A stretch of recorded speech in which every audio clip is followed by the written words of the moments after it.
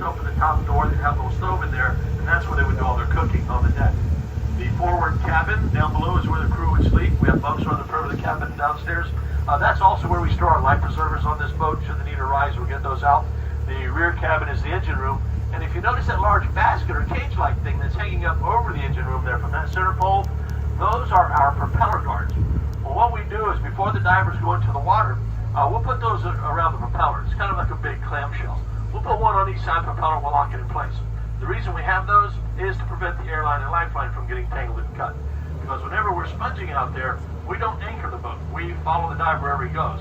So there might be a few hundred feet. Welcome to Tarpon Springs. These are the sponge docks. I'm going on a boat tour. Join me. Not a good idea to do that if you don't have those on.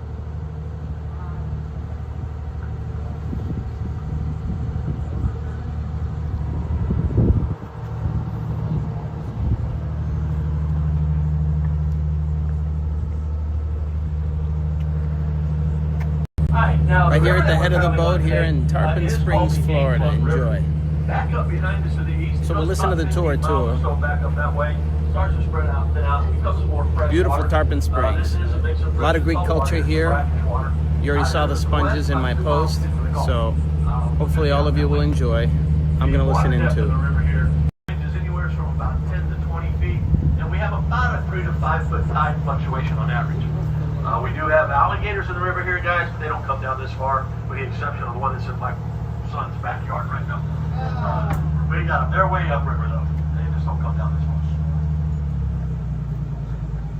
Now, he's got he's got a retention pond behind his house. He lives around the corner from me. I don't know where this thing came from, but it's been there, and it is now about 8 feet long.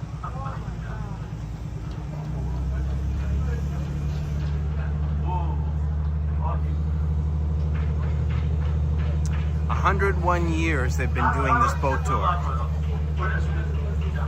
right, so here in Tarpon, we are known for our sponge industry. That's our big thing here. But we do a lot of other things too. We are a working commercial port. So all of the activities associated with boats in the sea are the real thing here. We have several boat manufacturers. Beautiful areas we went through today. Sports boats, fishing boats, cruisers. Clearwater Beach, gorgeous. Gorgeous place. Bel Air, Florida. Beautiful. And being on the water, one of the other things we do here is, of course, seafood. This green building here on our left, got blue in the front there. This is Cox Seafood. This is one of our commercial seafood processing houses. All of the fish and stuff that's brought into them, they prepare for commercial market. However, they will sell direct to the public when they have supplies available. Some of the things they bring in here, basically your offshore fish, like your different varieties of grouper, snapper, stone crab claws when they're in season. Right now they're in blue crab season. I was going to take you guys on my boat tonight, but it's Let's go. The one with the rooftop off of it? I don't know if that's saleable yet. It's a nice little hour-and-a-half tour. A lot of little peninsulas jutting out. Beautiful, beautiful, very clean. Every town so far has been super clean, all the way from St. Petersburg. The one around right here up ahead of us there. Yeah. Oh yeah, that's the boat. Richard, is that your new house there too? Oh yes. I figured, All right, now in case you're not familiar with it, the lime green building on the far left over here, that is Rusty Belly's waterfront grill. The big blue shrimp that's tied up behind the restaurant there belongs to them. They actually take that all the way down to Key West to get the big pink shrimp. They also have some fishing boats and crab boats. So all the local caught seafood that they serve in the restaurant is fresh from their boats. They also have a little store right next door to the restaurant where you can buy fresh seafood to take home. If you plan on coming here on a weekend or during our busier times of the year, get here early. Sometimes there could be a 2-hour wait in that place. All right, now on the river here, you're going to see a lot of nice homes in the waterfront. Pretty much most of the homes in the water are well over $1 million. The little white one to the right of us here sold a couple summers ago, I think, for about $1.25, $1.3 million. That big tan one there to the left of it that belongs to Richard there, that one's somewhere around 2 or 3 million, maybe more, which is actually pretty cheap compared to some places here in Florida. And if you go down to Boca Grande, south of Port Charlotte, Naples, over on the East Coast, you could be looking at 5 to 10 times that for the same house. And Richard's boat's probably about as much as the house. That's the one you're renting on, isn't it?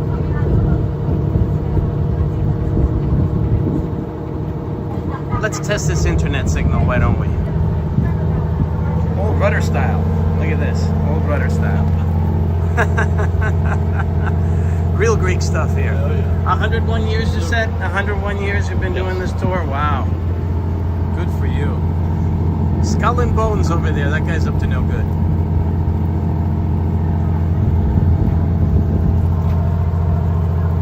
Beautiful little area. Yeah, it's nice. So the diver is in here today to demonstrate a dive for us, but maybe if I'm lucky, I'll be able to wear the suit. We'll see, guys. So stick around.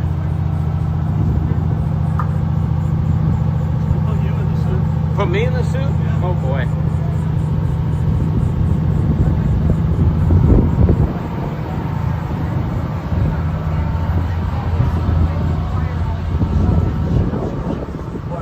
Oh, it's 12.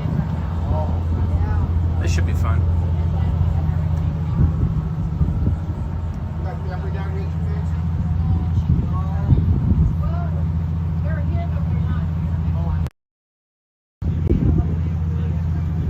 Just gorgeous. Beautiful homes. Nice, beautiful day. It's getting drier, guys. I feel like it's getting a little bit drier, even though it's super hot. But we're in September. Obviously, this area is a little bit more north of where I live in South Florida. So there might be a slight change in weather here. St. Petersburg, they say, is one of the sunniest cities in all of Florida. They had one stretch for 2 years from 67 to 69 where they had, I think, over 700 days of sun. And they typically have 361, so it's a very sunny area of Florida here. Beautiful old home built in the early 1900s. Same family still lives in it. Never sold it out of the family. They just passed it on down. The interesting thing about this house here was back in 1953, we made a movie here. The name of the movie was Beneath the 12th Mile Reef. That starred Gilbert Roland, Robert Wagner, Terry Moore, Peter Graves, Richard Boone, and a few others. Well, some of the scenes of the movie were actually filmed in and around this house right here. So if you ever have the opportunity to watch it, it's really a good movie. Give you an idea what it was like back in the day. Some of the scenes in the movie do depict some real life situations. One of those being when the diver's diving on that deep reef, he slips off the reef, can't reach the air valve in the helmet to control his air volume and control his ascent and descent water. Comes up too fast from the bottom, gets to what we call the bends and dives. We did lose The bends, not a good thing to get. That's one of the things that made this type of diving system so dangerous. I'm going to explain that to you how all this stuff works later on in the trip. Alright, so a little history about our sponge industry. You know, sponging has been going on for thousands of years, nothing new. But here in the United States, it is relatively new. We actually didn't start sponging over here until around 1820 when they discovered some sponges down in the Florida Keys. Now, the methods that they used to harvest sponges back then were a lot different because at that time, there was no diving helmet. Okay? The diving helmet, or at least the first prototype of it, wasn't developed until around 1837. So how did they get their sponges prior to that? Well, over the Mediterranean, the Greeks over there, they would just free dive, okay? They would hold their breath, hang on to a rock to help you up to the bottom, Really cool. cut some sponges, and then swim back up with them. Over here, down in the Keys, a lot different. Down there, you had shallow water. No reason not to dive in the shallow water. It's a lot easier when the Greeks were diving in. Except for maybe these guys either couldn't swim or they're just afraid of all the sharks and barracudas out there. So for whatever reason, they didn't get out of the boat and they stayed in the boat to get their sponges. So what they did was they used a method we call hooking. And basically all that was, they would have a small rowboat or a dinghy, we called it a hook boat, and they'd have two guys in it. One of them would row the boat around with the oars, the other would sit in the front of the boat with a glass bottom bucket and a long pole about 20 to 40 feet long with a hook on the end of it, kind of like our divers hook here. What they would do is they would row around in those shallow areas down there. The guy in the front of the boat would take the bucket, he'd stick it into the water searching for a sponge. Whenever he spotted one, he'd just grab that long pole, stick it down there, hook on the sponge, and pull it loose on the bottom. Now, that was okay for the area they were working in because it was shallow water, but that was one of the limitations. You can only work at about 30 feet or less using that method. Anything deeper than that was really just too difficult to try to handle long the pole to cut a sponge. The other problem with that method, obviously, it was a really slow process. You couldn't get a lot of sponge very quickly like that. But back in the 1820s, probably didn't matter a whole lot. They didn't really have a great demand for sponge at the time. Well, after the development of the diving helmet in 1837, they had some improvements in the design to what we're going to show you today. Well, when the Greeks found out about that, they got all excited and said, this is great. We don't have to hold our breath anymore. So they started using this type of diving system over there around the mid-1860s. Now, at that time, our industry here was still pretty small, okay, not much going on. So they didn't really know about us over here, and we didn't know anything about using this type of equipment to harvest sponges. So everybody pretty much kept to their own area and did their own thing. Well, that was going to change. Around 1870, they discovered some sponges off the coast of Tarpon here. And they brought that same method of hook boat sponging up here. Because all along the coastline to the north of us is very shallow water and has a lot of sponge in these areas. They were actually starting to produce quite a bit, because by 1900, Tarpon was considered to be the largest sponge port in the state. Now, as the industry was growing and the demand for sponge was increasing, now they were starting to have a hard time trying to keep up with that demand because of that hook boat process being so slow. Well, there was a local merchant here by the name of John Cheney, who had opened up the first sponge warehouse here in Tarpon around 1890. And as his business was beginning to grow, he was starting to have a hard time filling his orders. He couldn't get enough sponge worked out. He was constantly complaining about it. Well, fortunately for him, and I guess all of us here in Tarpon, he had started working with a Greek sponge buyer by the name of John Koukouris. Now, Koukouris just happened to be one of the islands in Greece where they were using this type of diving. I know it's early, As he was observing how we're getting our beautiful sponges boat over ride here, today he in kept Tarpon hearing Springs Greek off the sponge So docks. he stopped him. He says, hey, look, let me tell you how we do it in Greece. We have a much better way. So he explained to him how we had divers running this type of equipment, how they would walk on the bottom, cut their sponges, send them back up in a large net bag while they continued to stay down and work. So it was much more efficient, much more hook boat stuff we were doing here. Well, Jenny was a pretty smart guy. He thought about it for a little bit. Said, sounds like a really good idea. That can help me out. How about getting me a couple of those guys and we'll try it. So, of course, returned to Greece and recruited a couple of divers, brought them back over here with their equipment, and they explored the deeper water. They already knew they had sponge in the shallow areas. Well, what they found out there were actually some of the richest sponge beds in the world. As you can imagine, they'd never been harvested before. So you had millions of pieces of sponge out there just waiting to get picked. Now, these guys got excited about all these sponges, but then they quickly realized 2 divers couldn't get them all. There were going to be a lot more help. So what they do? They sent back to Greece for the rest of us. So this is why you have all of the Greeks here in Tarpon today. We were brought here to work the sponge industry because of the increased productivity of our divers, which actually ended up working out really well. Because if it hadn't been for that, we wouldn't have any Greek restaurants or pastry shops here. Not a bad trade. Now, when we first I don't do too many tours during the day because it's slow season now. It's not yet season. It starts in October and it's right after Labor Day, so everybody probably ran out of money. It's a very nice tour. It's about $17 or $18, I think, per guest. And it's a nice hour and a half boat tour, St. Nicholas boat tours. Early bird gets the worm, that's right. With a fish. We were probably producing about 60 to 70% of the world's sponge supply at the time, so we were doing really well. 60 to 70% of the world's sponges. Now, when we do go sponging, we don't go for the day. I guess they can hold their breath really well. Every day to sponge beds. The smaller boats that you see back in the dock here, when these guys go out, they'll go out for about 2 or 3 weeks at a time, maybe a month for a couple of larger boats. But in the old days, the large boats like this one, they would go out anywhere from 1 to 2 months at a time. And the main reason for this, aside from being a pretty slow boat, is that they would work the entire west coast of Florida. They'd work as far north as Apalachicola and as far south as Key West. Anywhere from 10 to 100 miles straight out into the Gulf. So they covered roughly about a 50,000 square mile area. The boats this size would usually carry a crew of anywhere from 4 to 8 men. 2 to 4 of these guys would be divers. So you'd have a diver in the water pretty much from sun up to sundown and just kind of rotating them out throughout the day.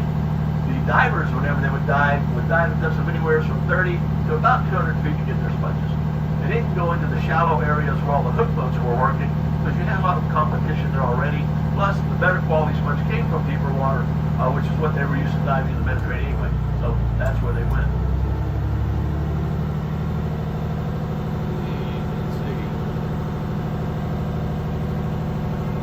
John, take a look over there and see if there's a manatee on the left there. Manatee. Let's find a manatee. I don't know. I thought I saw something. Thought you saw one? Is it barking? Let's see if it's barking. Right about there, straight out in front of you there. So, right where you're looking. Let's take a look and find it. can find these manatees here.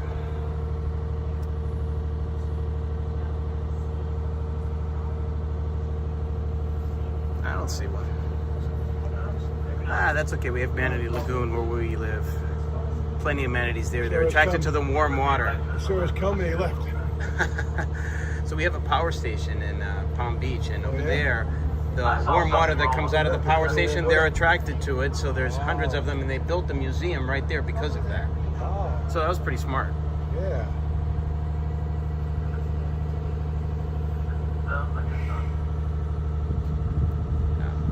I'm still very impressed how clean everything is, and it's a Right? beautiful Yeah. area. This reminds me of like Gloucester, Massachusetts, or Manchester by the sea, that type of thing. This is like very much like Manchester by the sea, I hear in front of us, George. Right in front of us. except no hills, right? Alright, so what they went after is what we're all about here in Tarpon, our natural sea sponge. Okay? This guy right here. Now, is he on the What are we right side seeing? here? What are we Something seeing right? here? What are we looking at? Yeah, the swirl. Not coming up. All I see is water. Yeah, I know. Water as far as the eye can see. Look how peaceful it is, though. Thank you, Marilyn. That's very nice of you to say. Thank you so much. So we're doing a sponge boat tour here in Tarpon Springs. So I wasn't about to do any stream this morning just because there's not enough people out, but later on this evening when all the shops are open, especially the bakeries, oh my God, I'm gonna try to stay away from the sweets. It went down. But there's Greek restaurants happening here. This is the entire area. Even the streets are named after Greek names, like Athens Street and Alright, so anyway, Dodekanessi what we Street. went after is what we're all about here in Tarpon. Our natural Dodekanessi sea means sponge. 12 Okay, islands. This guy right here. Now, a Beautiful, sponge beautiful is an area animal, here. Okay, it's not a plant.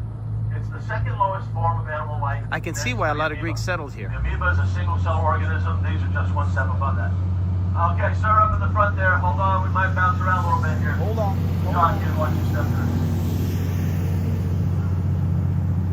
We can bounce around a little bit as long as we don't fall off. We're good. Whoa, whoa. Anybody see sick yet? Whoa. We're testing the internet quality here. I hear here on the Gulf Coast of Florida, I have Verizon right now. Verizon prioritized, so it's not deprioritized, it's not throttled down in this area, and I have unlimited premium, and it looks like the internet here is great, so I'm happy about that. Got a little jet skiing going on. Woo! He's going fast, man. He's going really fast. That's one of those fishing jet skis. You love Greek salad, the feta cheese? Don't get it too salty, right? A good trick over there is to dip it in milk before you eat the feta cheese. Dip it in milk. Fishing wave runners. Those are awesome. My buddy bought one. I think he paid about 19 grand. He uses it up in Long Island, New York. The way that they reproduce, they're asexual, so there's not a male or female. But what they'll do is they'll release eggs out into the currents. Those eggs will float along the bottom there. So Tarpon Springs, very impressed. It was about an hour and 20 minutes using the coastline as my highway. Beautiful. Went through Bel Air. Bel Air is gorgeous, like multi-million-dollar mansions all across Bel Air. I think Hulk Hogan's from there. Clearwater Beach, gorgeous, gorgeous area. Because of the water pressure, it causes the fibers to work tighter and denser together. That's why we say our deep water sponge are better quality than shallow water. They're a much stronger sponge. The other way that these things reproduce is when we cut one loose from the bottom, what's left behind grows back. So it is a renewable resource. So as our divers and hookboat fishermen used to do, they would take their sponge hook, they'd hook on the sponge, and they would just tear it. Ahoy, everybody. Usually there would be something left behind or whatever was attached to that would grow back. However, because of the environmental concerns that we were leaving behind, we're now guess where I ate breakfast today? Can anyone guess? We'll take a knife, You're not going to believe this. across the face of the sponge. Because it's so old school in the St. Pete's Beach. I mean, you go there, you feel like you're going back to the 70s and 80s. But everything's super clean and well maintained. Can you guys guess the restaurant I had breakfast at today? It doesn't take as long to reproduce that size. It's not like you had to wait for it to grow from a microscopic egg or a little piece. I'll give you a hint. Brawls break out at this restaurant. That same sponge at about that same size in much sooner time. Maybe a year or 2 down the road, which is really excellent in the case of a larger sponge. The other way that these things reproduce is when we cut one loose from the bottom, what's left behind grows back. So it is a renewable resource. So as our divers and hookboat fishermen used to do, they would take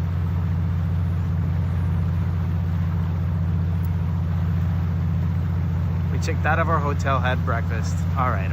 There's not a lot of you, so you guys can't think of it. Waffle House. I went to the Waffle House today. Had a great breakfast there. Not Hard Rock, no. But brawls do break out there at every casino and every carnival cruise. Brawls break out there. No, the Waffle House. Big brawls break out there. Waffle House. It has this black skin covering. This skin is the living part of the sponge. Underneath here is where it was attached to the bottom. We're going to pass this around so you guys can touch it and feel it. Don't be afraid to touch it. It's going to feel a little slippery. Okay, nothing but water. Don't feel afraid to touch it. That's what she said. This is what they look like after we clean them. Okay? And I'll tell you how we clean these after we pass them. We'll talk about this one.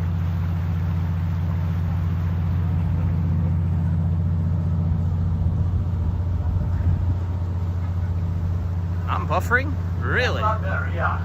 It's more usable too.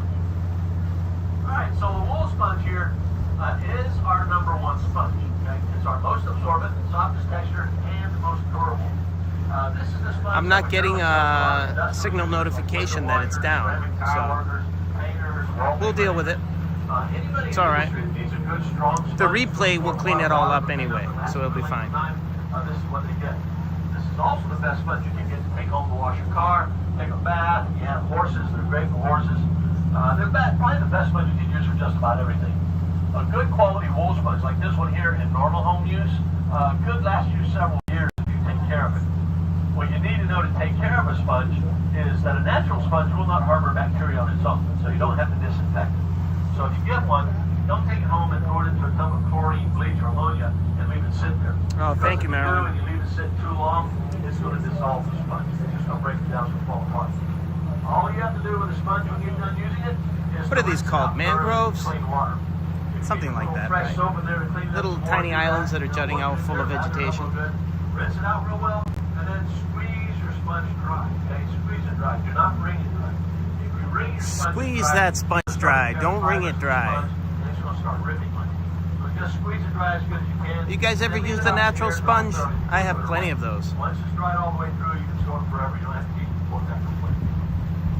Second one that we go after, this one here. I believe you, Taurus. You don't have to explain Now, yourself. the yellow sponge here has kind of a reddish brown Do you know how many times I've been buffering? Probably half my streaming life, buffering. I really don't care. I gotta get one of those Starlinks, just like iShowSpeed. Backpack. My own communications grid. But it's a bath sponge or kitchen sponge. They're really pretty. Let me get a few more subs though, right? Maybe a couple of years. So if you want something really soft and luxurious feeling on your body when you're taking a bath, you get the wool sponge. If you want something a little bit firmer, more scrubbing power, you get the yellow sponge. Wool and yellow sponge, depending on how tough your skin is. I don't know.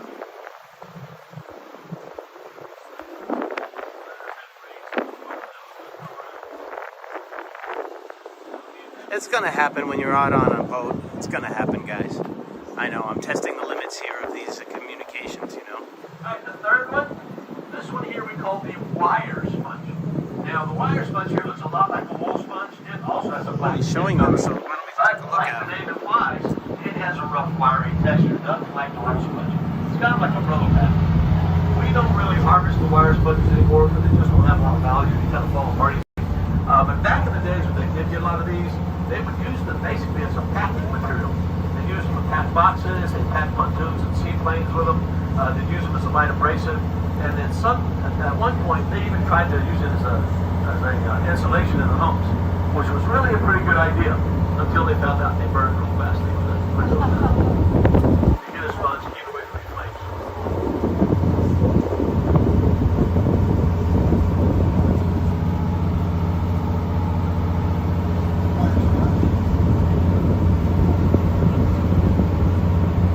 Alright, the fourth one, this one here we call the grass or face sponge. Now this one has a white skin color, okay? This one here kind of looks like a flower pot, and that's what some people like to use it for. We really sell this one more as a souvenir decorative item, okay? But what you can do with these for fun is you can take some flower seeds, herb seeds, whatever you want to grow. Not everything grows in them. Take those seeds, stuff in all little holes done inside the sponge there. Keep the sponge moist, still germinate and grow. You don't have to add soil to it. Kind of acts like a hydroponic garden. Once the plants begin to grow, you may need to nourish them with some liquid plant food or something like that to help keep them growing and healthy. Just remember to keep a bowl under it so wherever your water couple of other major uses that they had for these way back in the past is they would cut 1 and 2 inch squares off the top rims of those and use them as a cosmetic sponge or a shoe polish applicator. So if you're going to somebody's house and you don't know what to take them for a gift, you can get a hold of one of these things, fill it up with a variety of soaps, make like a nice little soap dish or something like that, okay? Or put an air plant or an orchid in there. Fill it up with candy.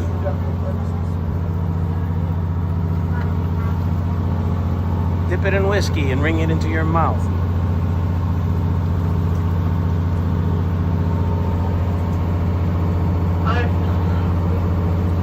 And then we have our last one, our finger sponge. Now, the finger sponge here, when we find this one on the bottom, it's actually a bright orange color, okay? This sponge here, when first brought up to the bottom, contains an acid in it that we used to use on the boats like a cleaner. We would just take this whole sponge and use it to scrub the pots and pans. We clean the glass of the diver's helmet.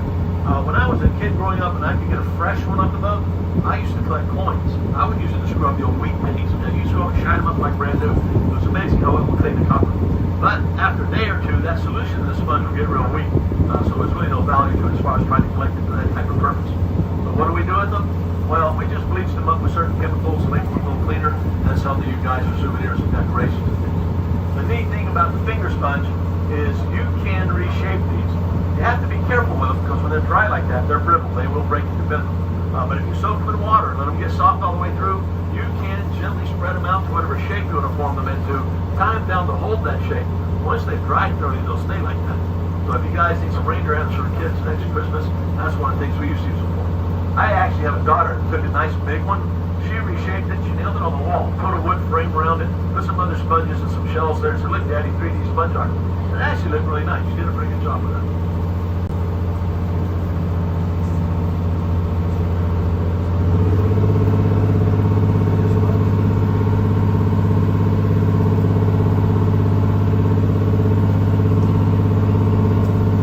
So those are the sponges that we go after, which will bring us to how do we clean our sponges so that you can actually use them. We know that nobody's going to take a bath with this thing. Okay? It doesn't work too well. We got to get all this skin off of it. Well, the way we do that is when those sponges get into the boat, we're going to lay them on the deck.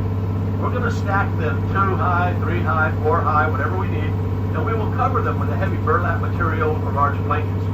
We will let them down periodically throughout the day to keep them from drying out. Because if you let that skin totally dry to your sponge, it's going to dry hard. You never get it off. You might have to throw it away, especially on the inside. So we keep them moist enough to prevent that from happening. A couple of times a day, they will also rotate and flip their sponges. After about 2 or 3 days of doing this, that animal matter, as it starts to die, it's going to start to rot and decay. It's going to start disintegrating and liquefying and separating from the skeleton. When we see that happening, we'll take those sponges, they'll dip them in a bucket of water, they'll slam them on the deck, and they'll beat them with a club, they'll stomp on them. Today's times, the guys also use a high-pressure water hose that lasts a lot after that. Anything remaining on the exterior surface, they'll just take a knife and kind of scrape it off. Once they get all the animal matter out of the sponge, they'll rinse them out a couple more times to make sure they're clean all the way through. If they're not, they'll repeat the process. They'll squeeze them dry, and in the old days on the large boats like this, they would string them on 30-foot lines and hang them across the rigging to dry. Today's times, the smaller boats don't have that kind of space. So what they do is they put them in large net bags and hang them on the side of the boat to dry.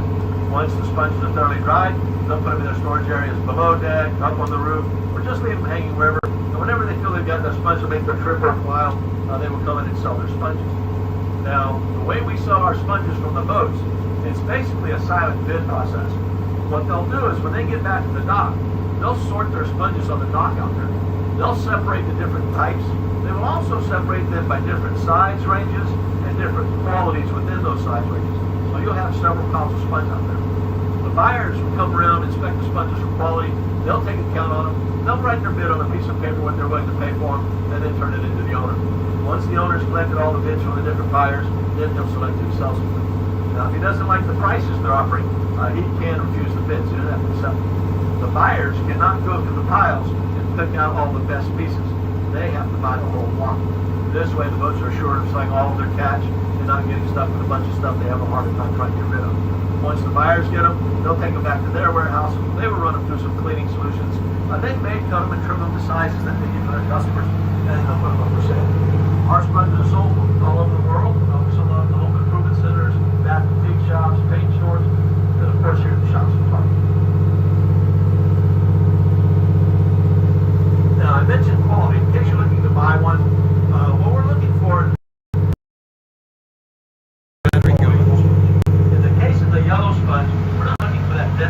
sponge because it's a naturally stiffer sponge. So what we're looking for in that is that it's just solid all the way through. So if you go to the shop and you want to buy one, see if they'll let you wet it first, you know, so you can actually get to feel what it's like. Because you can't tell when they're dry.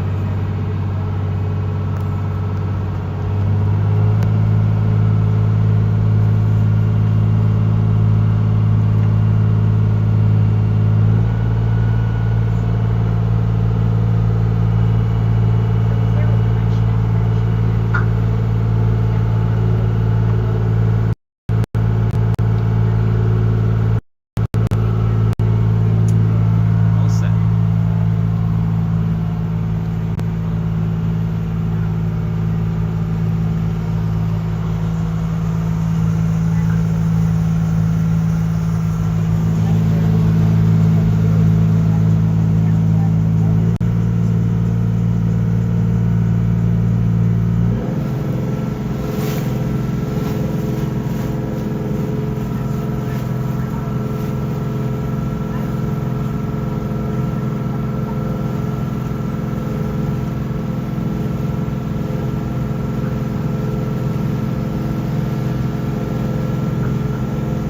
Great way to spend a Wednesday, huh?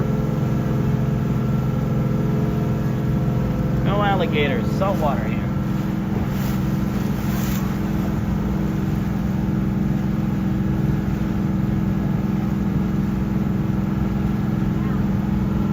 We're pretty much out in the ocean right now.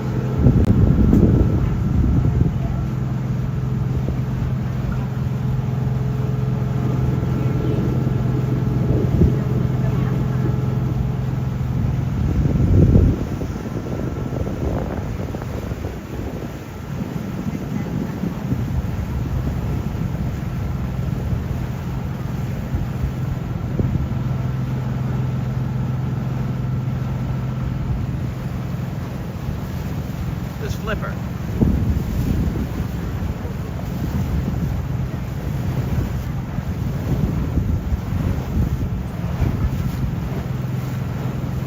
Starting to get a little wavy. Gotta hold on to something. I think this is, aside from the cruise, of course the cruise is a totally different situation. I think this is the first boat ride I'm going on with you guys. But the cruise was a big one. Alright, so we are in the Gulf of whatever you want to call it. The only thing between us and the open Gulf is that barrier island offshore out there called Anglo Key. Anglo Key is a state park. It's about 3.5 miles long. On the west side of the island is all white sand beach. Beautiful place to go spend the day. If you have a boat to get out there. There are no roads out there. You gotta have a boat. I think he means that. Or have a friend that has a boat, yeah. On the south end of the island, basically straight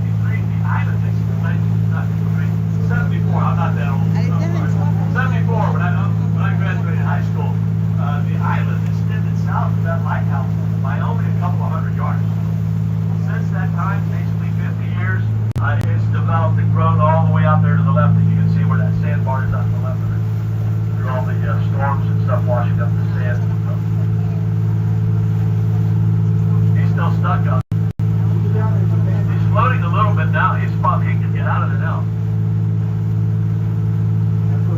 He must have just anchored and left the boat out there.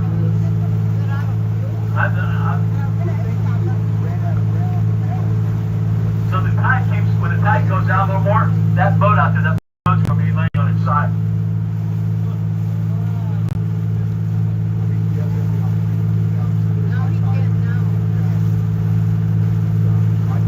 It's a beautiful day out here to be out today. It is a beautiful day. He's right. I should go Gorgeous fishing out. tomorrow. Look at the sky. But if I'm trying to go fishing, it'll probably be storming and raining. So I don't plan anything. I never know when I'm going to go.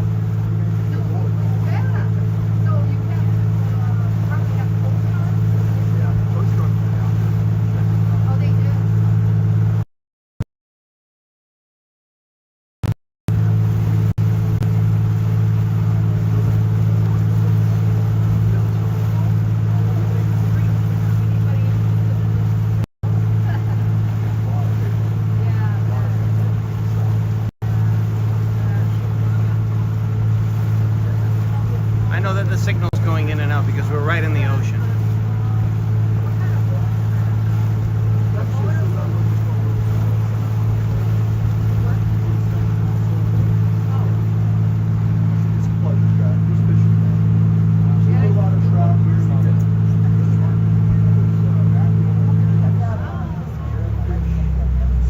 So if you ever do come out here on a boat on your own, make sure whoever's driving the boat knows where they're going, knows the area, gives you some charge or something like that. Because on a low tide, you can walk from here to Fred Howard Park. That beach area over there, that's our local county park, Fred Howard Park. Wow. Yeah, all of the Walk grass there. is exposed, the sea bottom's exposed there.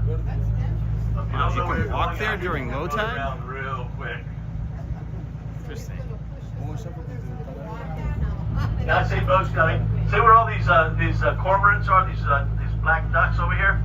On a higher tide, that whole thing is covered up. You don't know it's there. I've seen boats run across there and just tear up their motors because they didn't know.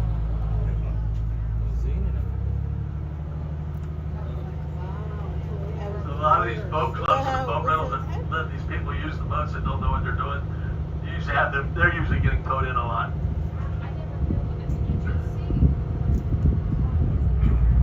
Right there.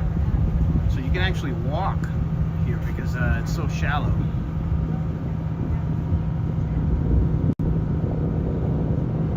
Alright, we're turning around so we should be able to get a better signal. A lot of these did on the coastline here in the lower elevation areas. Yeah, we had a lot of flooding in some of these homes. And at the sponge docks there, they had about 4.5 feet of water in the street there. Yeah, it floods over heavy rain.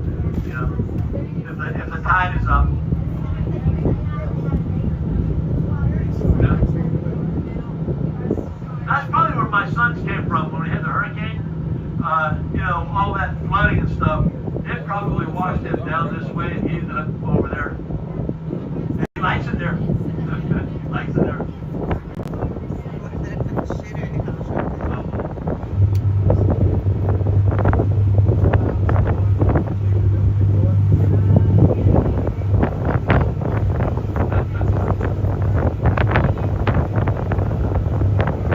Oh, nice breeze. Guys, take my word for it. It's a beautiful breeze right now.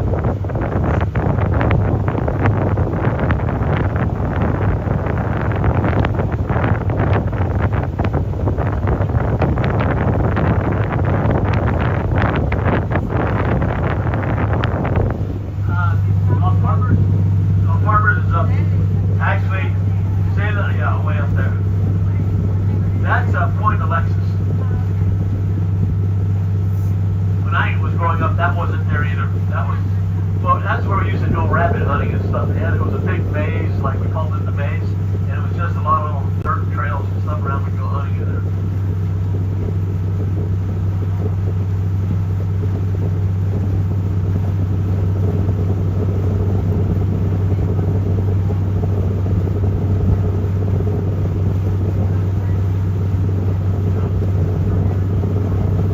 I wanted a house on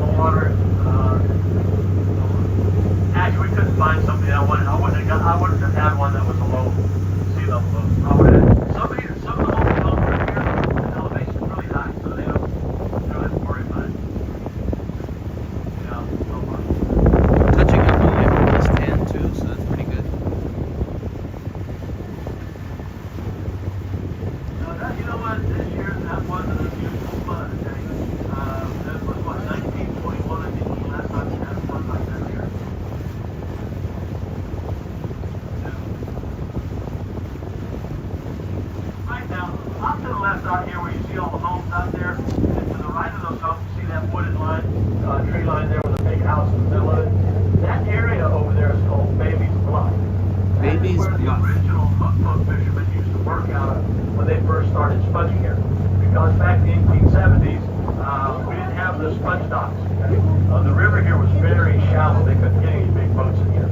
So they would do their sponging along the coastline up here, clean their sponges out here in the bay, and then offload them and ship them from there. Then in the late 1890s and 1900, whatever, they dredged the river here, and they were started bringing in boats. They started making docks. So all of these little islands on the right side of the boat, as we're going back to the dock, are not natural. They're man-made. They just took all the dredge material, found it up off one side of the rivers they were going down, and then started growing some trees and vegetation on them. These are now considered a bird sanctuary.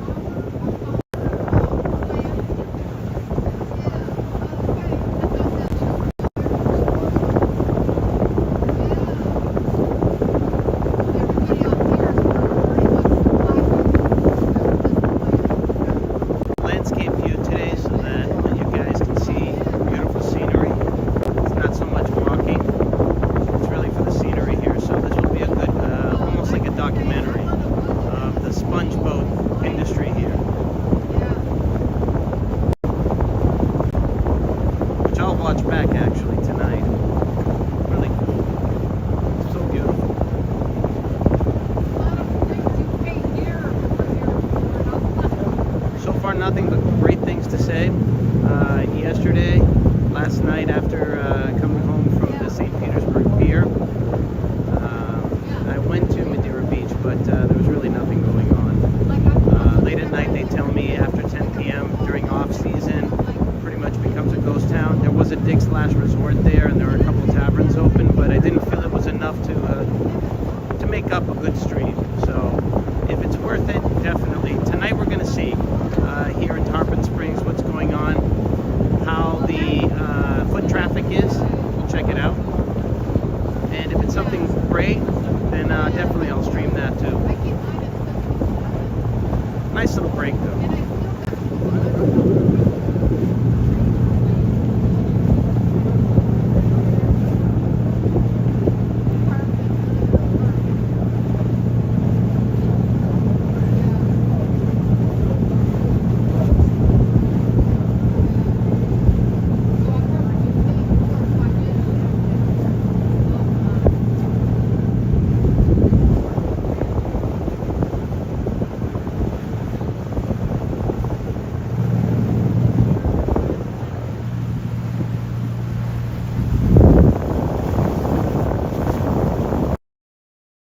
Everybody watching from today? From work? Where are you? Home? Work?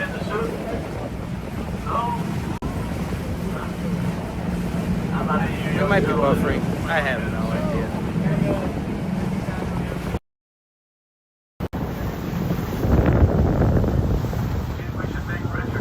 But we're heading back, so the signal should be getting better as we head back. You know, you have cell phone towers on land, but when you go out in the ocean, you're only getting cell phone coverage from one side. Let me tell you all about this, sir.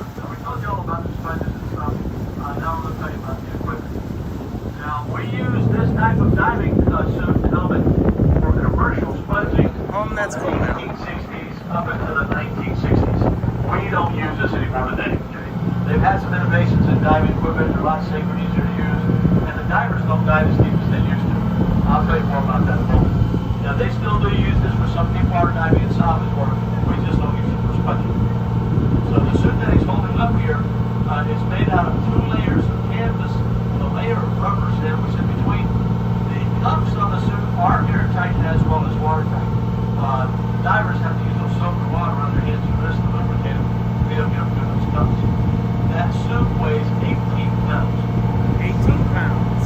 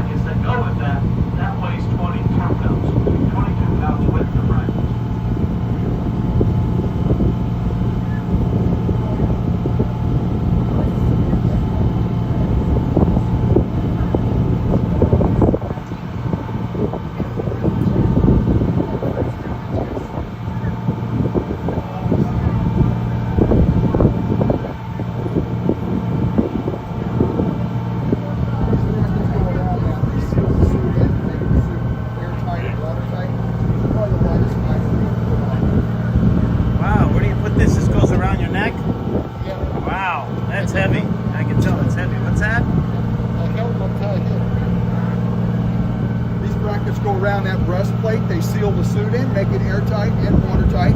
These are probably the lightest item that we'll put on him Wow. when we're dressing up. Seems claustrophobic to me, right? Oh yeah.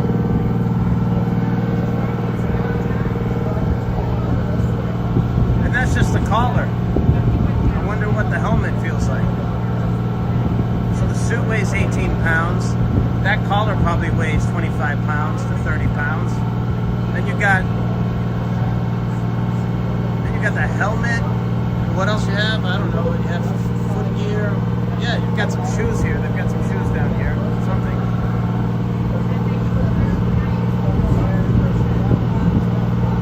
Wonder how far down they go. Do they hold their breath? I'm wondering if they have a breathing apparatus of some kind.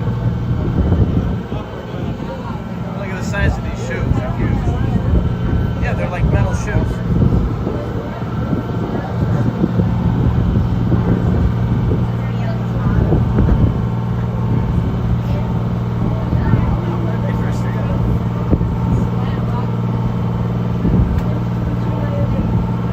How much does this weigh?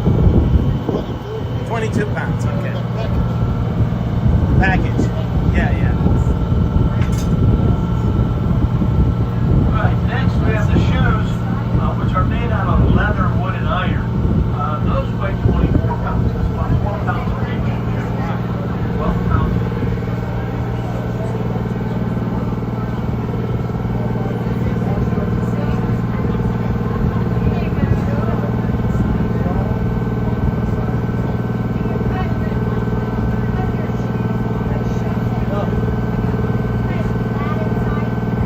That looks like a LeBron James size shoe.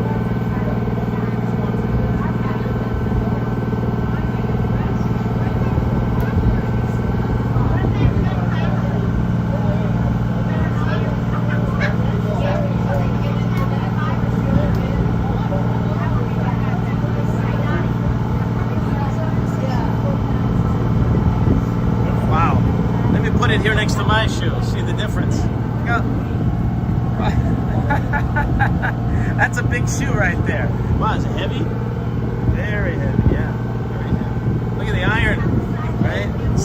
It gives a new meaning to steel toe here. Yeah, very bulky. Yeah. Wow, look at that.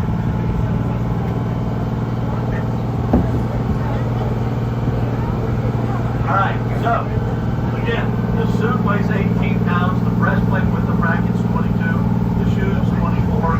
Next we have the helmet, which is made out of copper, brass, and glass, and those would weigh around 38 pounds. So ours isn't quite that heavy. On the right side of the helmet there's a little valve there.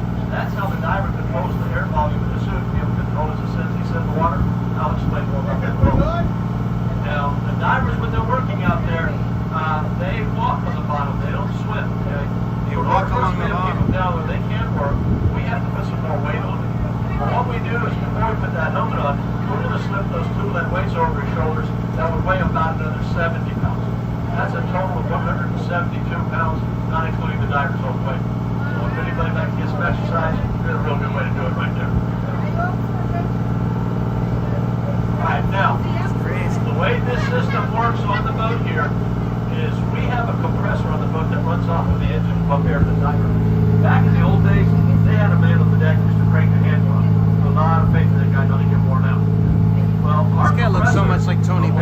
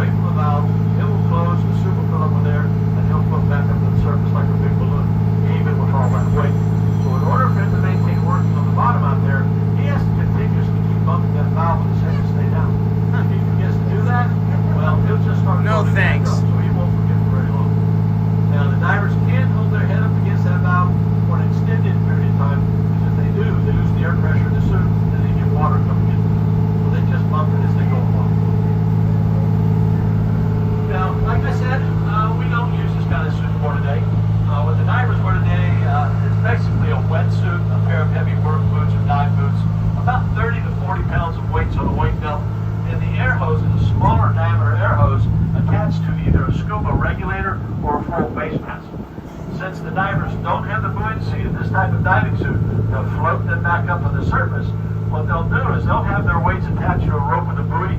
They will ditch those weights and they will either swim up or climb up that rope and get back to the surface and then retrieve the weights later.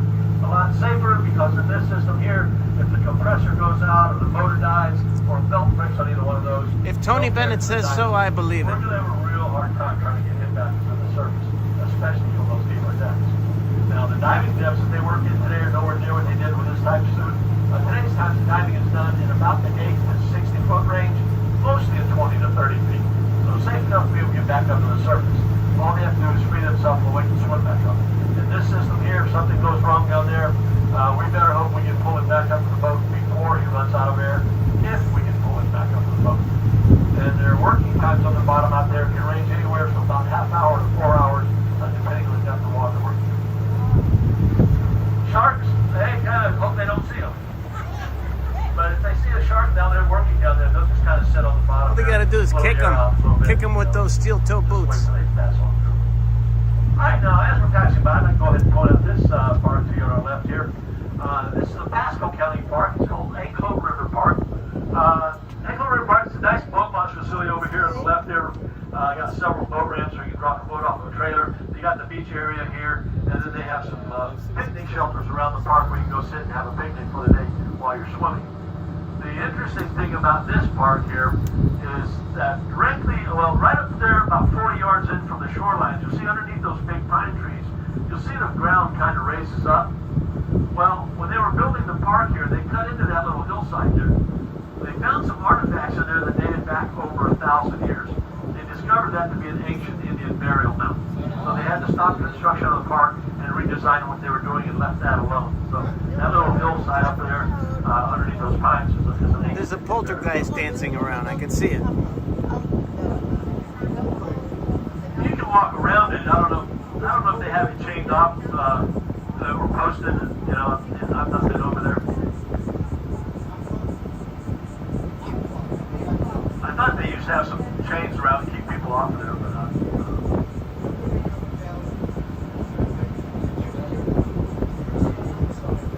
Alright, now I do have people asking me about why we don't use scuba tanks.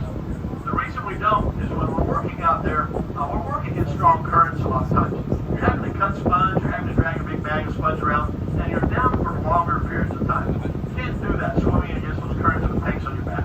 You wear your dive around about 20 minutes, and you'll be changing tanks all day long, so that doesn't work. Alright, so, are we ready? You'll do it? Alright, come over here to the bench. Take your watch off there. So Richard's volunteered to get into the suit for us, so we're going to dress him up. And once we get him all dressed up, guys, he's the star of the show. So anybody wants to take pictures with us, we're going to give him the sponge hook and the sponge hook and sit there and pose.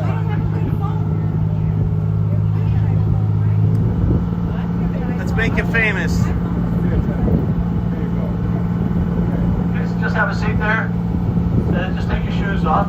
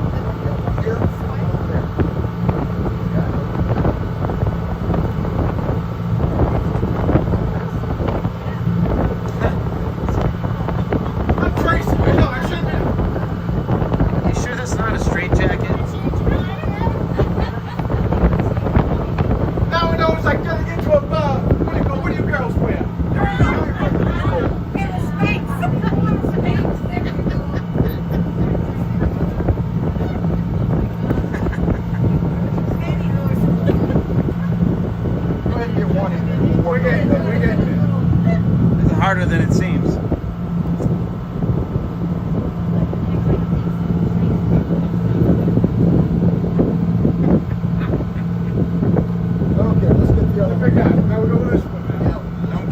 in those. Point your toes forward. There we go.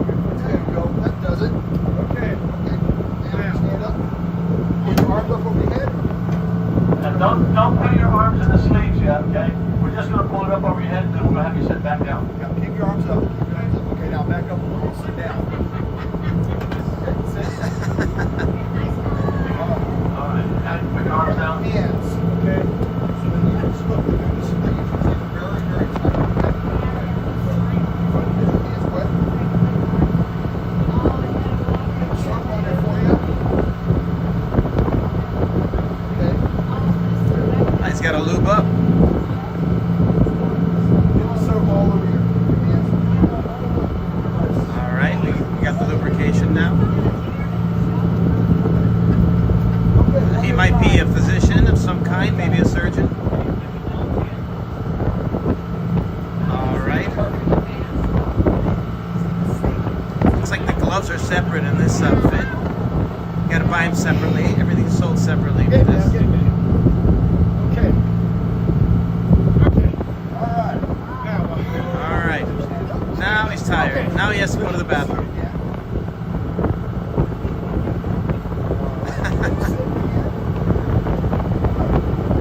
All right, so what we do now is they will fold that material around his neck there, kind of tuck it back around his neck, and then they're going to put the breastplate on top of that. When they get that on there, they're going to take that rubber part of the collar on the suit, place it over the top of the breastplate, over the bolts. When they get those all on there, then they're going to take the brackets and place them on top of that. This basically acts like a giant gasket. That's what makes this portion of the suit watertight and airtight. Oh, we almost didn't get it on it there. We've had a few people that couldn't get their head through them. Yeah. Got a big nose. You're not gonna get it in.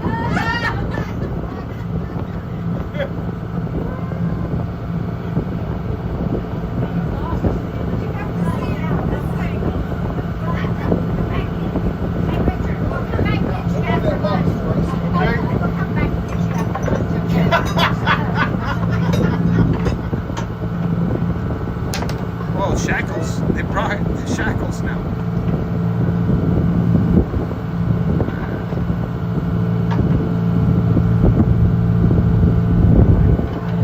Suit you put together with a drill set.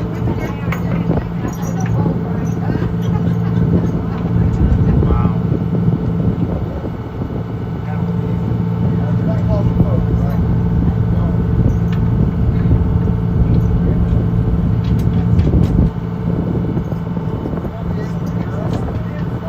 Okay. Feel uncomfortable at any time, just give me a thumbs down and I'll let you get you out of this. You got it.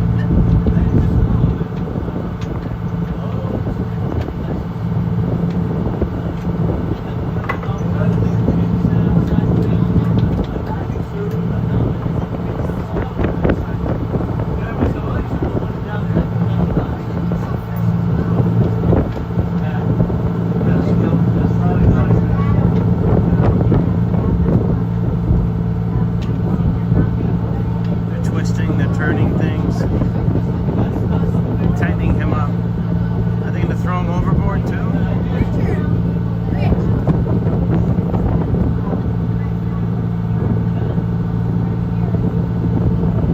right, bring your feet up there, okay? We're gonna get the belt on you.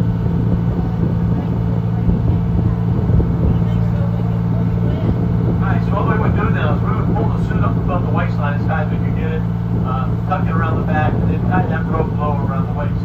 The purpose of that rope is twofold. One is to help restrict the airflow down in the lower half of the suit. So if you have more air volume in the lower half than you do the upper half, you're going to be upside down in the water.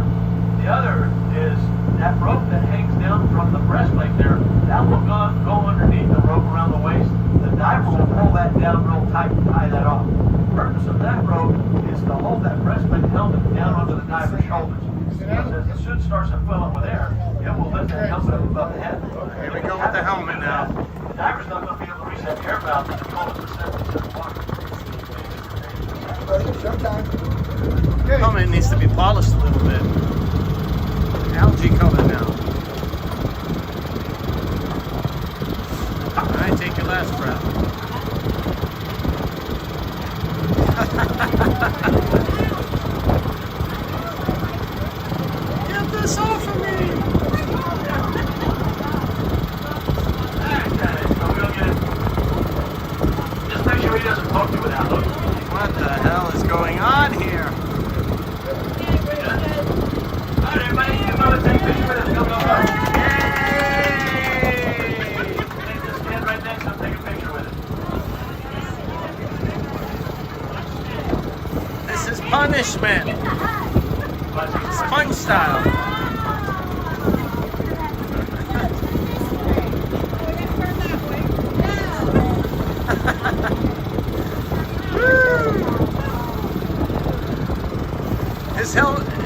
road's getting foggy.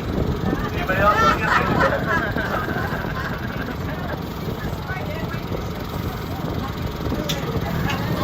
Not the way I want to go.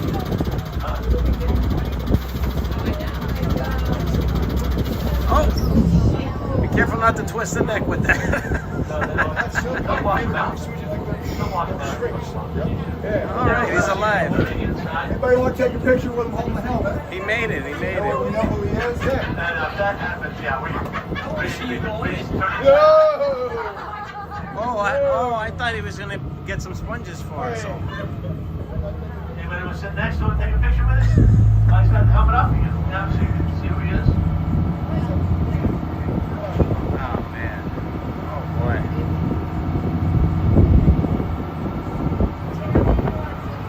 Can we buy this online? Next to me, John.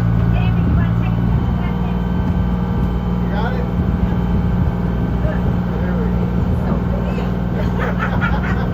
There we go. Go boy. There you go. All right, great. Okay.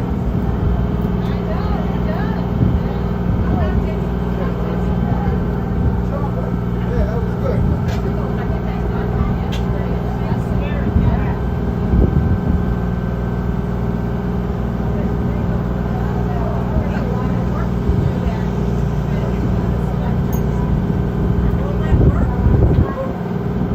Maybe shouldn't have had that extra helping of chocolate cake last night.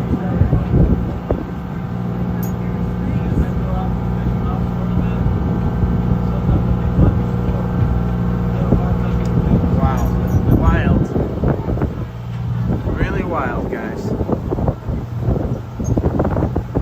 That was interesting to watch. Glad I didn't wear the stupid thing. Making our way back to Tarpon Springs Sponge Docks now. And again, tonight it might be a little bit more interesting. You know, during the day, things are not quite happening. It's not like a bustling metropolis, guys. This is Florida. If you want to see Metropolis, go see iShow Speed over in New York City today. I'm sure New York City's going to be shut down from this kid.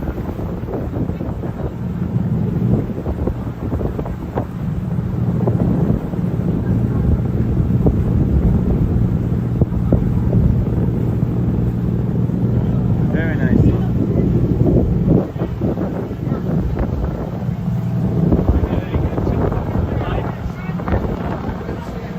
He likes it.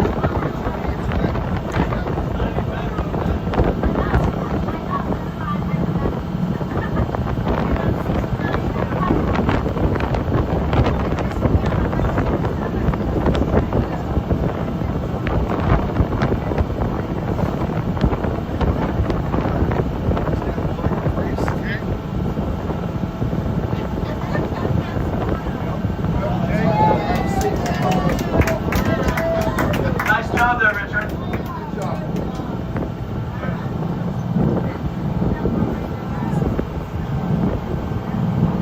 All right. Rookie sponge diver. Way off my shoulders. Nice. Thank you. It's fun. Great job, great job. There it is, the helmet again. Wow.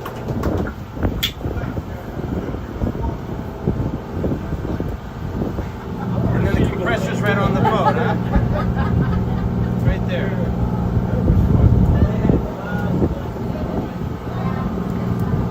There it is.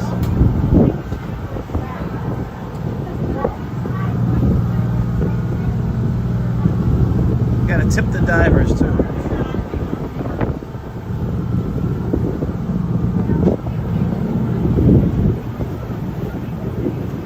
Beautiful homes along the water here.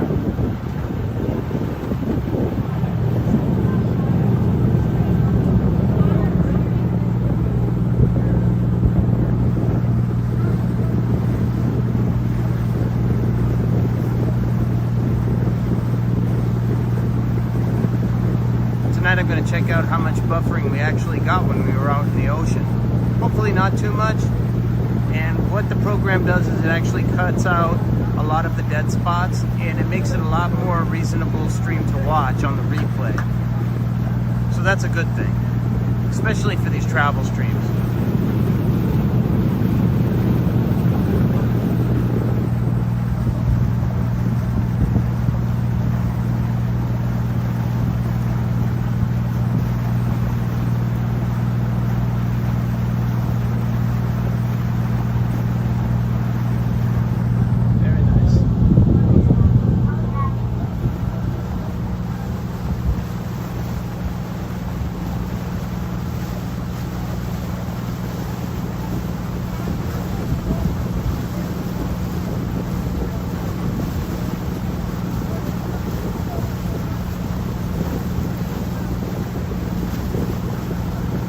Decide if we're gonna have a late lunch or dinner tonight.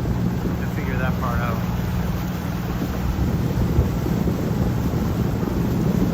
Definitely it's gonna be Greek food though. If I can, octopus. I'd love to get me some octopus today.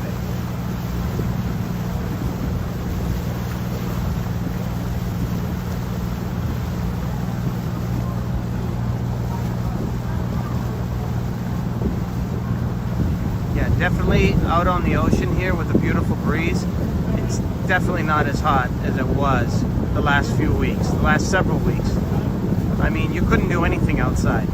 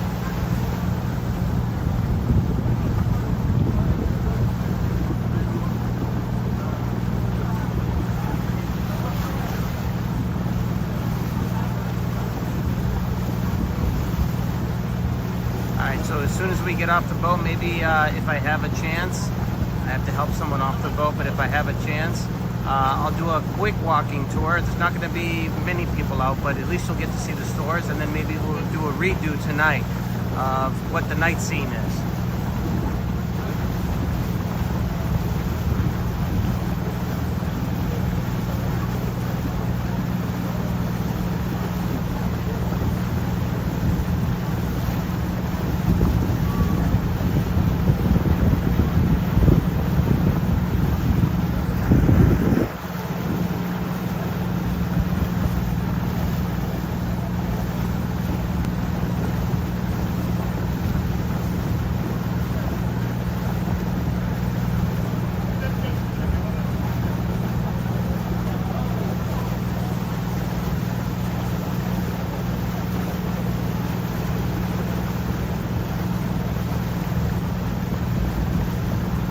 Almost there.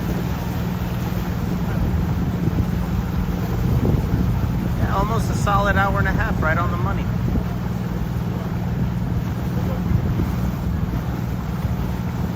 That was nice. You know when you don't plan things out and you just hop on a cruise because it was about to leave? That's the best way you can do vacations. No stress. I mean, you might want to plan out the hotel, but we must have driven through about 10,000 motels just this morning. I mean, motel after motel after motel.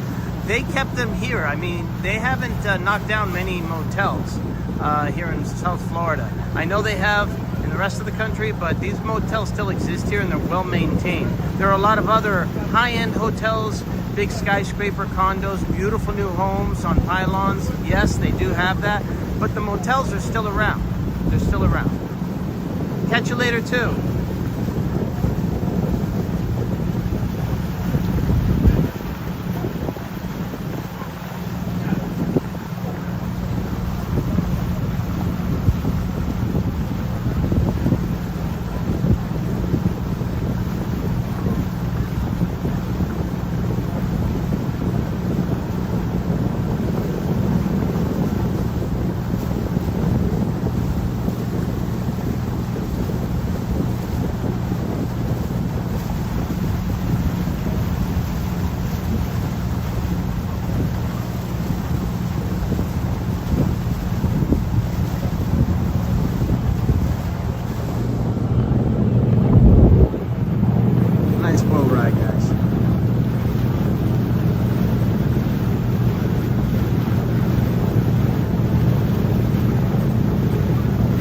Documentary historical tour this morning. Is it even noon yet? I don't know. Let's see. All right, making our, okay, so it's 12:30 right now, making our way back to the sponge docks.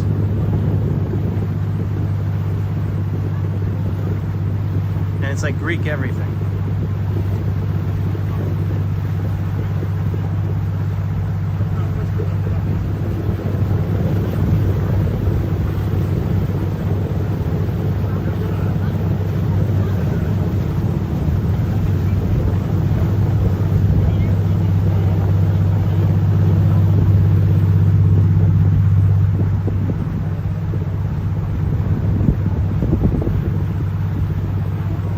Another big surprise is no overheat yet.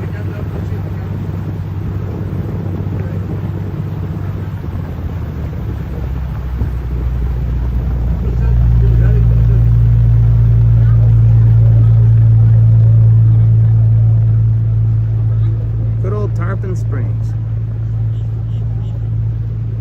Palm Harbor, we drove by just to get here, between Clearwater and Palm Harbor. It's been sitting there for about 20-something years.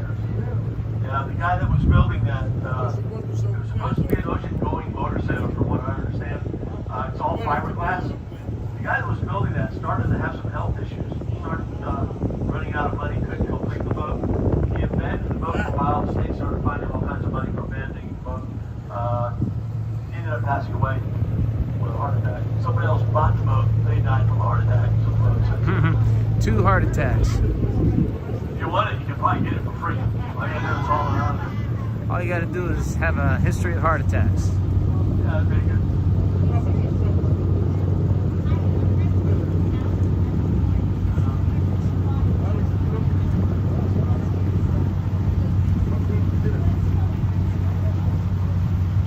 I don't know if it's floating or sitting on the bottom. This is great. Unexpected. We didn't expect a boat tour today, but I'm glad I did it because all this experimentation makes you better. And it became free for you guys. You can watch it anytime, so that's cool. Sea products license to be able to buy sponges from the boat or anything from the sea. The boats can't sell direct to public. There is no season. We can sponge year round. It's the weather, maintenance. We can't find crew members. We just don't want to go sponge and keep it simple. There is no limit on how many sponges we harvest. We can take all we want. The only thing is they have to be at least 5 inches in diameter before we cut one. And nobody has any private or leased areas. It's all first come, first served. That's pretty much about it. Very simple.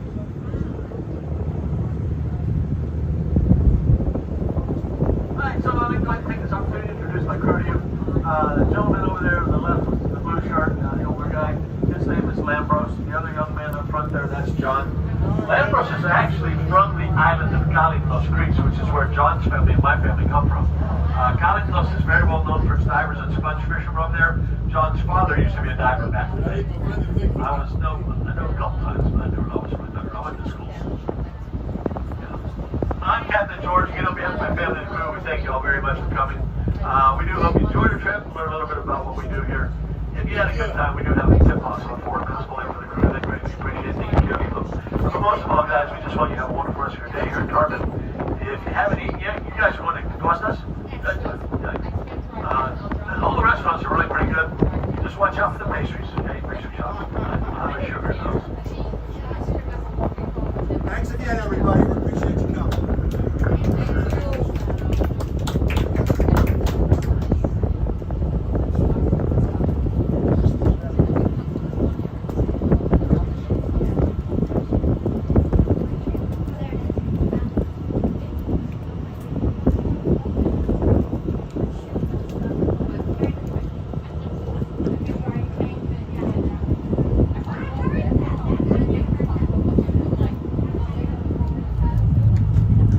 Sponges hanging right there. Isn't that cool?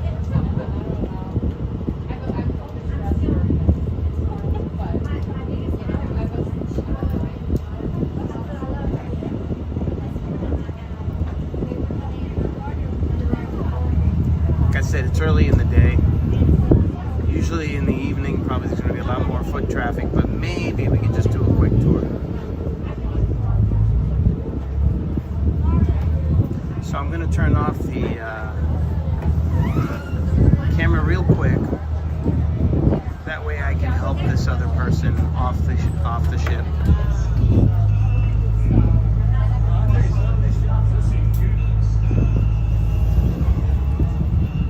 Let me help you with this.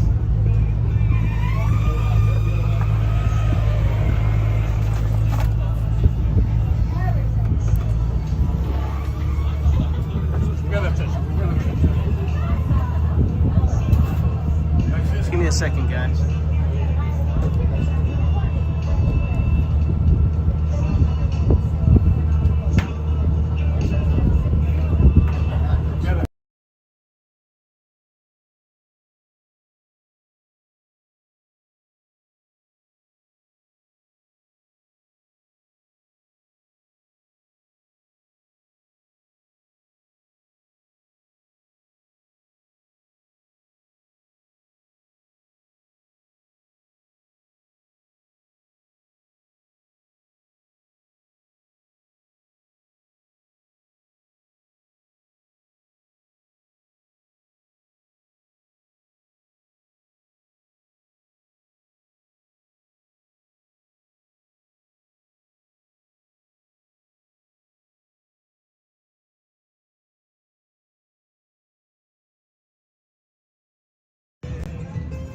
All right, guys.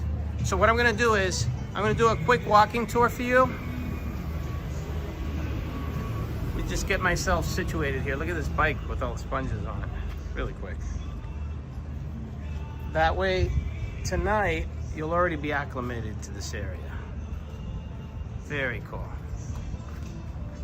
Let's take a quick walk down.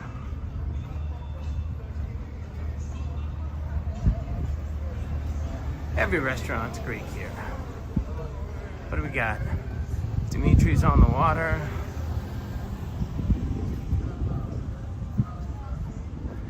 And I know IRL takes a back seat to everybody going back to work now for the fall. I get it. I get it. But I do so much during the day, driving, traveling, and all that. At night, I'm usually poop. Sponge-O-Rama. Dolphin and beach cruise, huh? I knew they had dolphins somewhere here.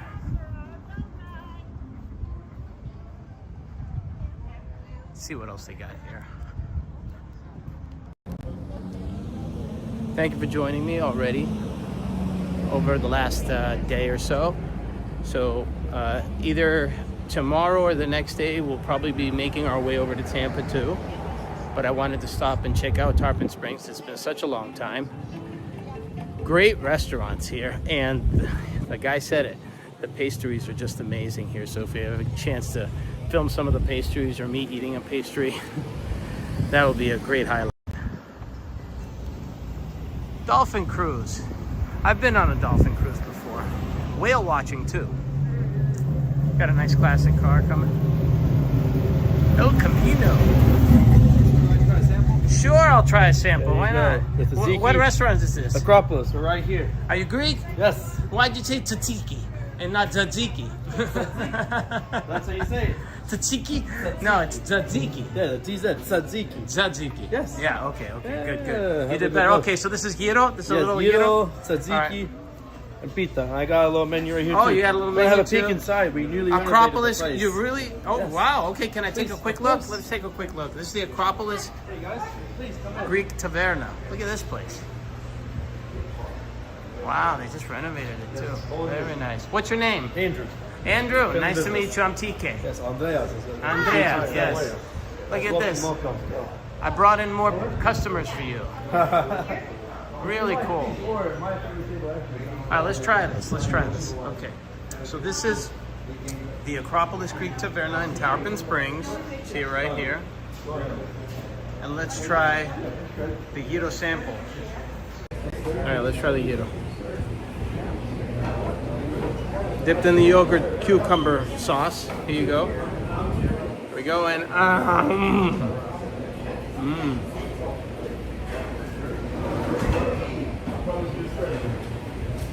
Polino stimia, which means very, very tasty. Look at that. Very good, man. Thank you. All right, well, we decided to come in. Yeah, we did. Great. Thank you so much, Andrew. There you go. All right, we'll keep the tour going. Wow. There we go. Look at this. TK loves free stuff.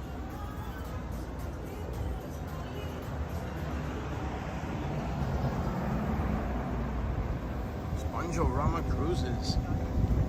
Free exhibit center. Like I said, it's in the middle of the day. They told me themselves it's the quiet period right now, and I believe it. Docks Waterfront Bar and Seafood Grill. Speaking of all these bar and grill places, all along the beaches, all the beaches that I went through today, Treasure Island, Madeira Beach, Bel Air, before there, after there, all bars and grills, motels, but really well maintained, really beautiful. Visitors Welcome Center. What's this? Chamber of Commerce.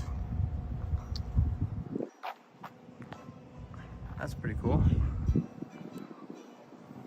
Tarpon Springs City Marina.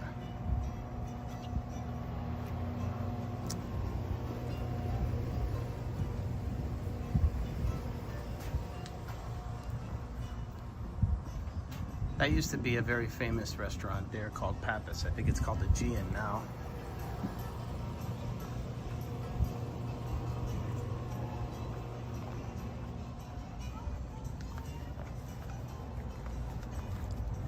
Event Summer Beach Concert. 5 first Friday, 2nd Saturday market. Okay.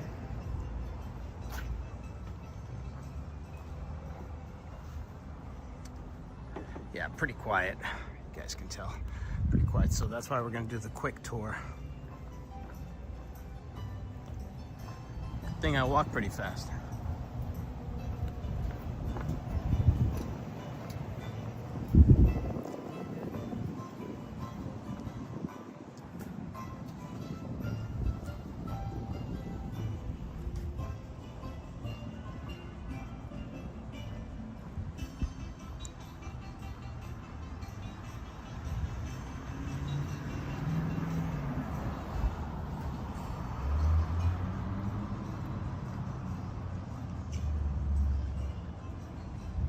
Might hit here at one of these restaurants tonight.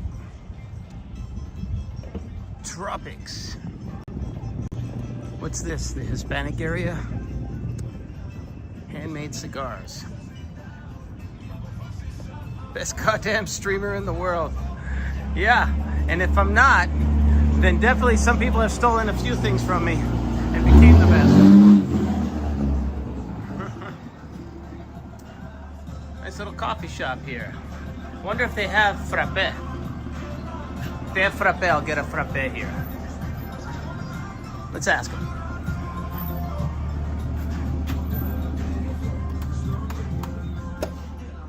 Hello, how are you? Do you make frappe here? Yes. Oh, you do? I sure do. Can I have one? Sure. Make it with sweetened low, please. Can you do that? Yes. And a little bit of milk, yeah. That'd be great. Thank you. She's gonna make the traditional Greek frappe. How long have you been here? A year. A year. Wow, so this is a brand new joint. Great.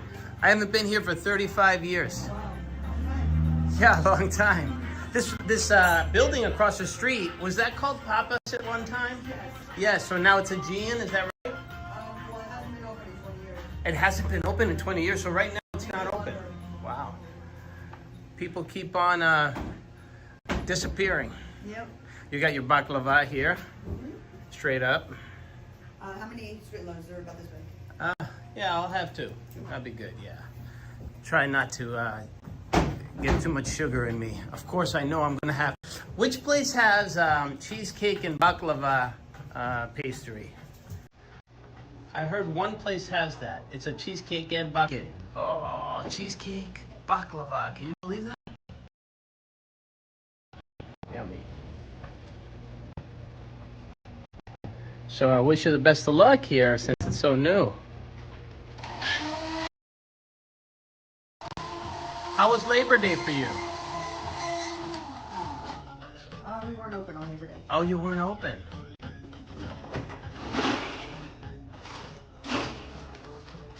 You always have the quintessential picture of Grandpa. Very nice. And this is Mia's, right? Yes. Oh, great. Thank you. Look at that. There it is. So it's made with Nescafe grounds. You shake them up. I have a special way of shaking them. Make no mess. All right, great. Thank you so much. Look at that. All right, let me get it. It's hard to do two things at once. All right, comes to $5.89. All right.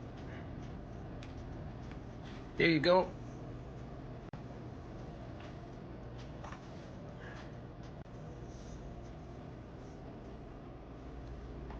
See how this tastes. Do you want a receipt? No, I'm fine. I know where to find you. Mhm. Thank you. Enjoy. Thank you very much.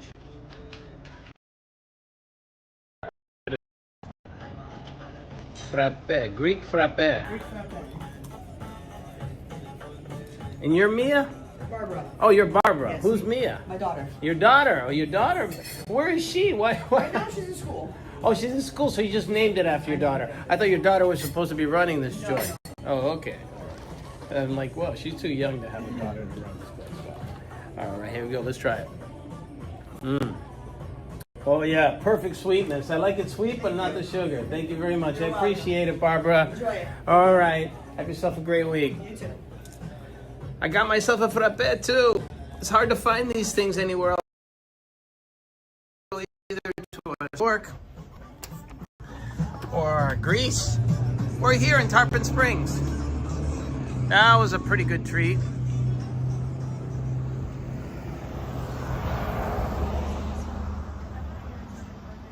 Tarpon Sponger. Would you call yourself a sponger? The original Tarpon Sponger cigars.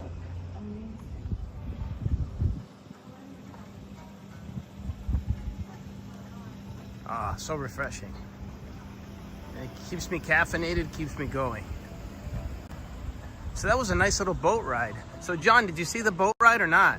Or you just pop in now? I did a sponge tour on a boat. Not quite sure how the video came up, but we'll see. Greek music in the streets, that's cool. You see the flags here on every lamppost? Very nice. And I'm sure during season there's a lot more going on. Penny, we're right here. Got my battery in my pocket. Ain't gonna lie. My pants are falling down, which is a good thing normally. All right, let's see if we can continue.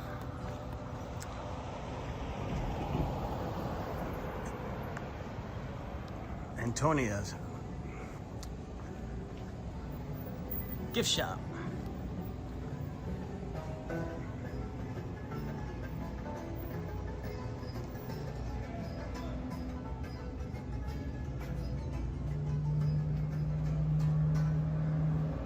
Oh wow, here you got a sponge diver, full suit. Look at that. And after seeing those shoes today, I don't want to be wearing them. They were heavy.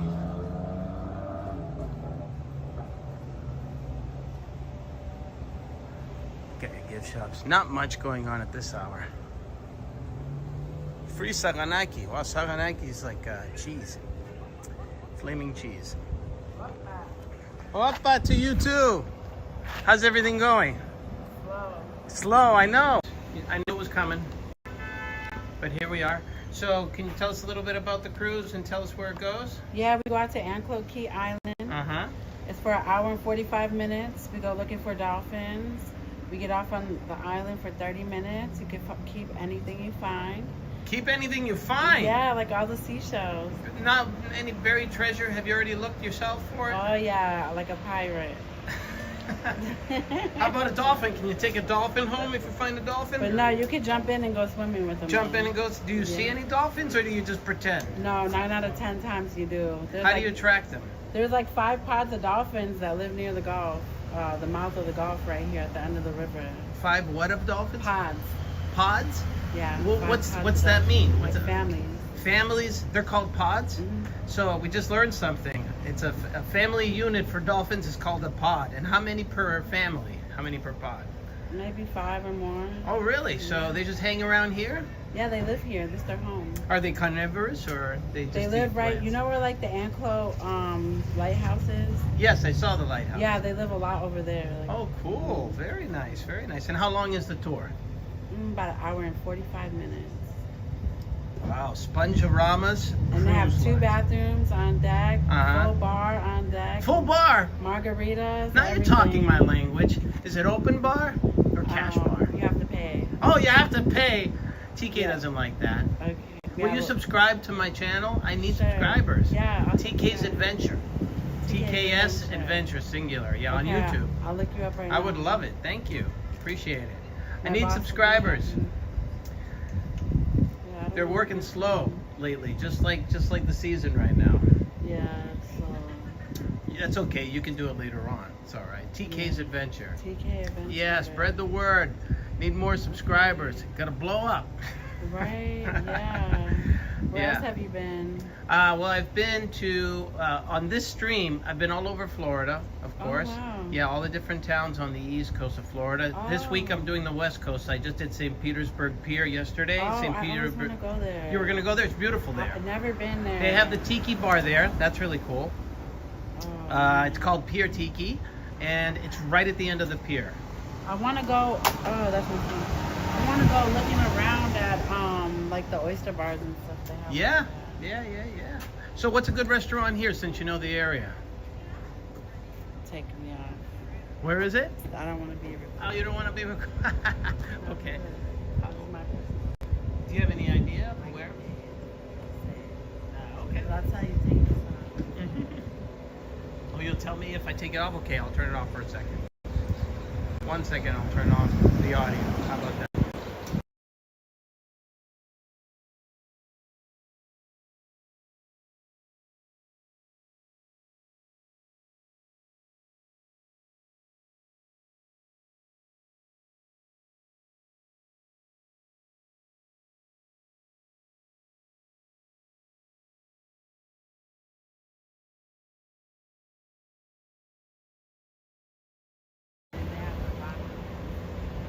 Buy one, get one free. I like that.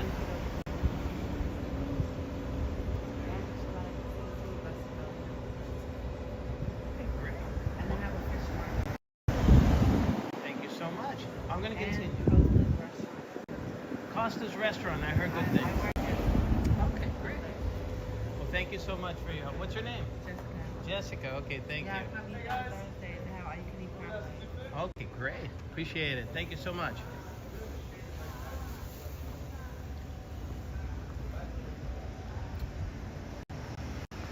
Very nice. So I've heard a couple good things about this place called Costas. Maybe we'll do a restaurant review of this place. And I already had my first overheat. Planning on a couple more today.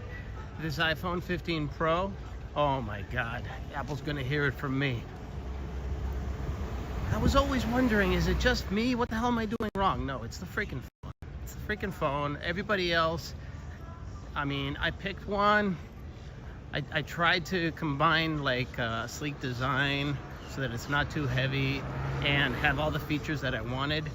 It had all that, but the stupid thing overheated all the time, and it's a known problem. So I'm gonna trade up.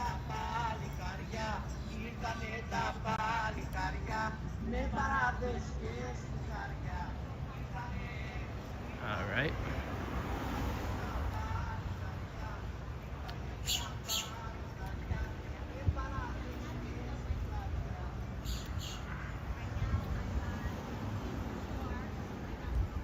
Magirion, which is kitchen. Mykonos, authentic Greek cookery. Spitiki Cuisina, which means homemade food. Authentic Greek cookery. They call it a cookery. Interesting.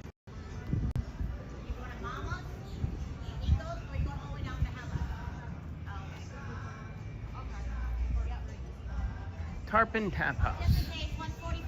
Go a little farther down before I turn on this street, which is, is this Athens Street? I'm trying to figure it out.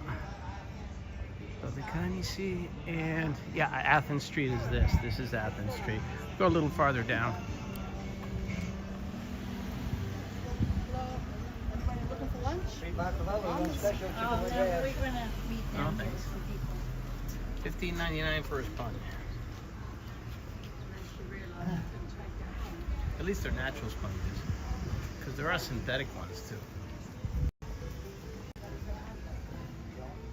Really cool, guys. Taste of Greece. Baklava. Clear pasta base.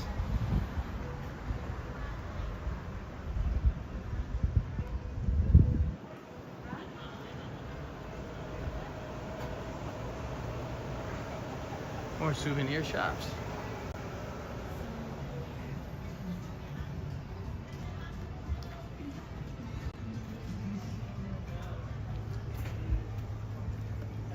Wherever you are, it's just you and me right now. That kid I show, can't stop talking about him. In his sleep, he has 10,000 people watching him. He's got an AI bot that talks for him in his sleep.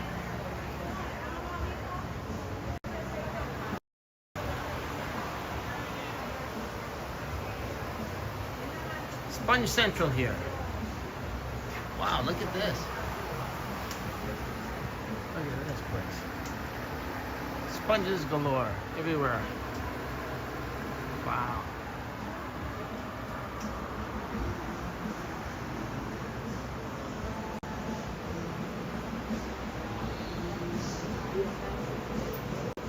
Sponge divers of Tarpon Springs.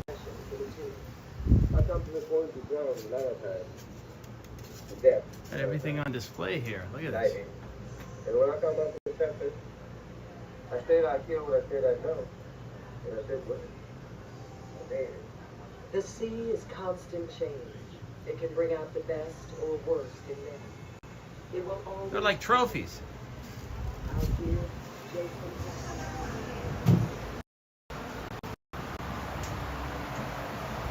Not a lot of interest in the stream, but at least it'll be documented and it'll go into the books.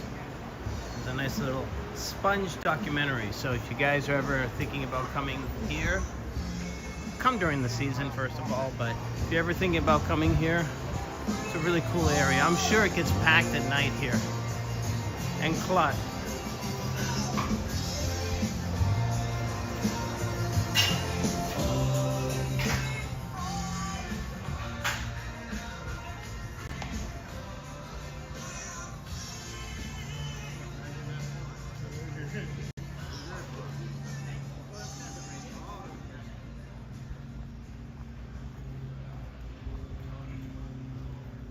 Dead as a doornail, guys, right now. I feel sorry for these people this time of day, this time of the year, just before season starts.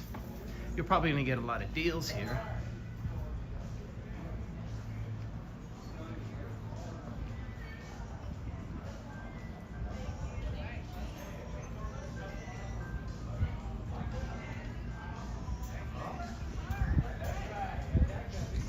Hello. How's everybody doing? What's parte? Flip-flop shops. Give me a free plug.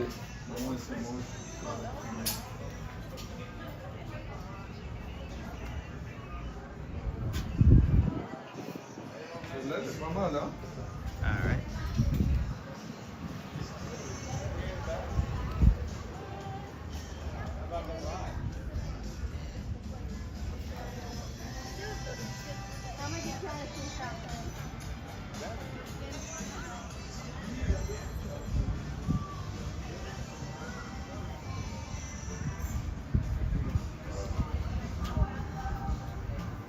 Nothing but cigars and sponges here.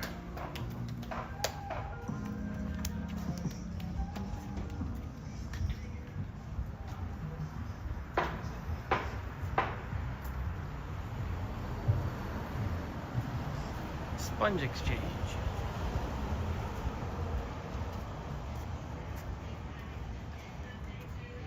Parthenon Pizza. That's a good name.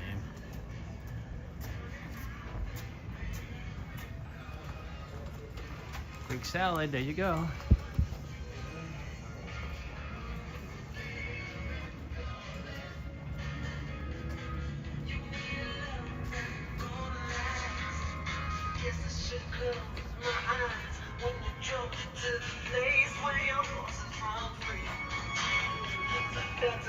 Excuse me, where's the Hellas Bakery? Just a few doors down. Few We got doors the down. little fold-out sign right there, and all these people with the white tops. Yeah, it's good food there. Okay, great. I'll check it out. Thank you. Yeah.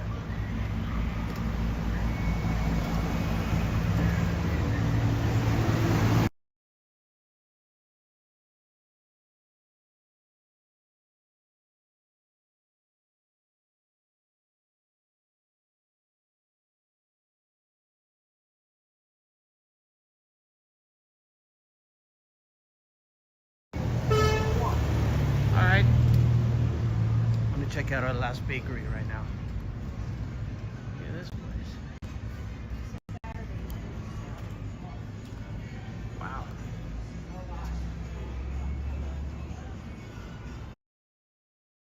Temperature issue. Overheat. Here we are. Hellas Restaurant and Bakery. Let's check it out.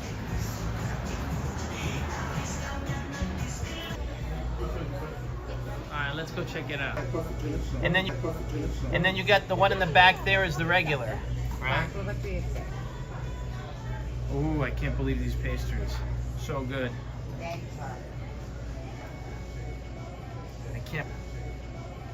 can't believe these pastries.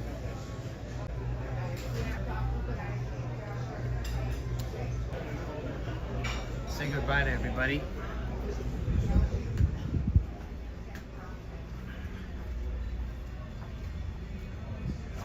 Can't win, guys. Can't win.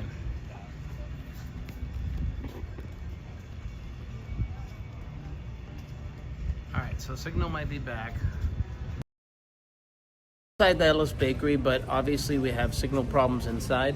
So what I'm gonna do is I'm gonna have the cheesecake and I'm gonna take a picture of it and post it instead. That way I can at least enjoy my cheesecake today.